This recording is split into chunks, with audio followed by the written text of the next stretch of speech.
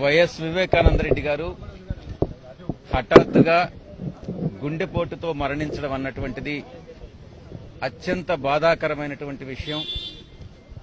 రాష్ట్రానికి, రాష్ట్ర ప్రజలందరికీ కూడా 35 సంవత్సరాల రాజకీయ జీవితంలో ఎమ్మెల్యేగా, ఎమ్మెల్సీగా ఈయనెవరో మీ అందరికీ తెలుసు కదా, విజయసాయి రెడ్డి గారు A2 ముద్దాయి. ఆయన జగన్మోహన్ రెడ్డి గారు A1 అయితే ఈయన A2 ముద్దాయి.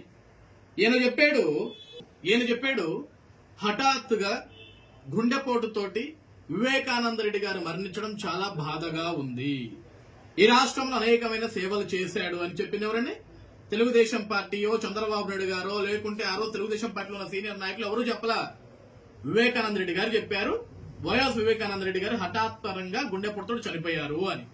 ఆ రోజు హత్య జరిగిన రోజు హత్య పలాని వాళ్ళు చేశారని గాని, పలాని వాళ్ళు చేయించారు అన్న గాని ఈ విషయాలు ఏవి తెలిసే పరిస్థితి లేదు. కానీ ఈ రోజున హత్య చేసింది ఎవరో కాదు, బంధువులే అని అన్ని సాక్ష్యాలు వేలెత్తి చూపుతున్నాయి. గూగుల్ మ్యాప్స్ అయితేనేమి, కాల్ రికార్డ్స్ అయితేనేమి, వాంగ్మూలాలు అయితేనేమి, ఇవన్నీ హత్య చేసిన వాళ్ళు వీళ్ళు అని వేలెత్తి చూపుతున్నా ఈ రోజుటి వరకు కూడా హత్య చేసిన వాళ్లకు, హత్య చేయించిన వాళ్లకు శిక్ష పడలేదు, కేసుకు కొలికి రాలేదు, కేసు అసలు ముందడుగు వేయలేదు. ఎందుకంటే అన్నా అని పిలిపించుకున్న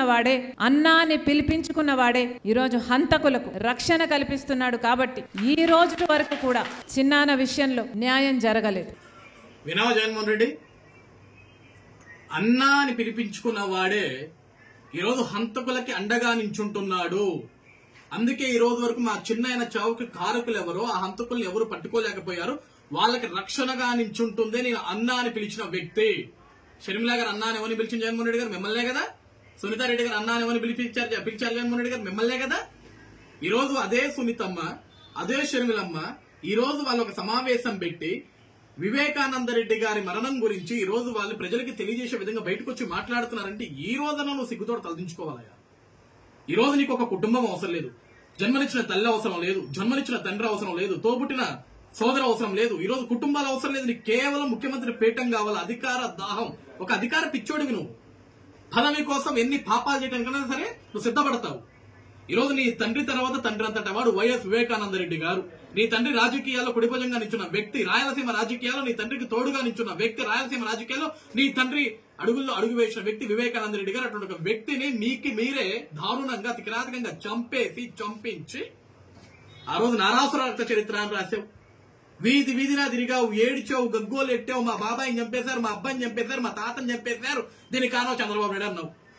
మీ చెల్లెలే కదా ఈవిడ, షర్మిల గారు మీ చెల్లెలే కదా, సునీతమ్మ మీ చెల్లెలే కదా, మీ బాబాయ్ బిడ్డలే కదా.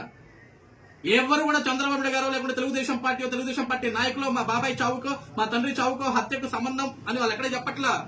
మా కుటుంబ సభ్యులే, దొంగలంతా మా కొంపలోనే తెచ్చారు, హత్య చేసిన వ్యక్తులంతా మా కొంపలోనే తెచ్చారు, పనికిమాల వాళ్ళంతా మా కొంపలోనే తెచ్చారు, వీళ్ళు పక్కన వాళ్ళ మీద ఆపాదం మోపారు తప్ప ఇంకోటి ఏమీ లేదు. కాబట్టి రాష్ట్ర ప్రజలందరూ కూడా అర్థం చేసుకోండి, జగన్ అనే వ్యక్తికి మీరు ఓటు వేస్తే అడుగు తినిపోతారు. జగన్ అనే ఒక వ్యక్తికి మీరు ఓటు వేస్తే మా కుటుంబాల మాదిరి మీరు కూడా మీ ఇళ్లలో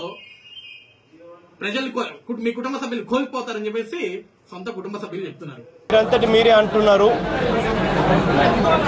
చిన్నానను బెడ్రూమ్లో బెడ్ పక్కన గొడ్డలతో నరకడం జరిగింది. జరిగిన తర్వాత తల మీదే దాదాపుగా 5 సార్లు గొడ్డలతో నరికారు. విన్నారు అందరూ, చిన్నాయన్ని బెడ్రూమ్ లో బెడ్ పక్కన చంపడం జరిగింది. ఈయనకి ఎవరు చెప్పారు బెడ్ పక్కన చంపేశారని? ఆ రోజు పోలీస్ ఇన్వెస్టిగేషన్ కూడా ఇంకా పూర్తిగా అవ్వలేదు. అందరూ కూడా వివేకానంద రెడ్డి గారి బాడీని చూడటానికి వచ్చారు, నా రాష్ట్రంలో నాయకులు అందరూ వచ్చారు, వివేకానంద రెడ్డి గారి కుటుంబ సభ్యులందరూ అక్కడే ఉన్నారు. ఆ సమయంలో పోలీస్ ఇన్వెస్టిగేషన్ జరిగేదానికి కూడా ఇంకా సమయం లేదు. ఆ టయానికి ఫస్ట్ వివేకానంద రెడ్డి గారిని చూడటానికి వచ్చారు. కానీ అసలు ఎవరో చెప్పినట్లు, లేకుంటే ఏనే దగ్గరుండి చూసినట్లు, లేకుంటే ఏనే చేయించినట్లు జగన్మోహన్ రెడ్డి గారు ఆ రోజు చెప్పారు. వివేకానంద రెడ్డి గారిని బెడ్రూమ్ లో బెడ్ పక్కన చంపారు. అదేవిధంగా తల మీద గొడ్డలతోటి 5 సార్లు నరికారంట.